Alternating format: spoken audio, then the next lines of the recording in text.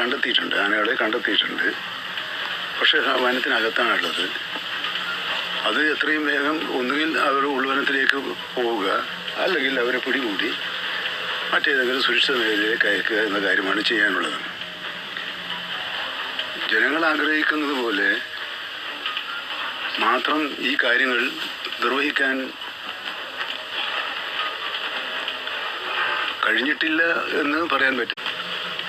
ഈ സ്ഥലത്ത് പ്രതിരോധ പ്രവർത്തനം ഉണ്ടായിരുന്നു. കാരണം നേരത്തെ പ്രശ്നമുള്ളൊരു പ്രശ്നബാധിത പ്രദേശമായി കണക്കാക്കിയാണ് പ്രതിരോധ പ്രവർത്തനങ്ങൾ നടത്തിയത്. പക്ഷെ അതും തകർത്തുകൊണ്ട് ഇപ്പോൾ നമ്മൾ മാറാൻ പോകുന്നത് ഹാങ്ങിങ് സോളാർ ഫെൻസിങ്ങിലേക്കാണ്. കാരണം ഇങ്ങനെ ആനകൾ ചവിട്ടി പൊട്ടിക്കുന്നത് കൊണ്ടാണ്. അപ്പോൾ വന്യമൃഗങ്ങളെ പ്രതിരോധിക്കാൻ നമ്മൾ നടത്തുന്ന ശ്രമങ്ങളൊന്നും തന്നെ അത് പൂർണ്ണമായ ഒരു പ്രതിഫലനം ഉണ്ടാകുന്നില്ല. നമ്മൾ നിരവധി പരീക്ഷണങ്ങൾ നടത്തി, മതിലുകൾ സ്ഥാപിച്ചു, ട്രെഞ്ചിങ് നടത്തി, ഫെൻസിങ് നടത്തി.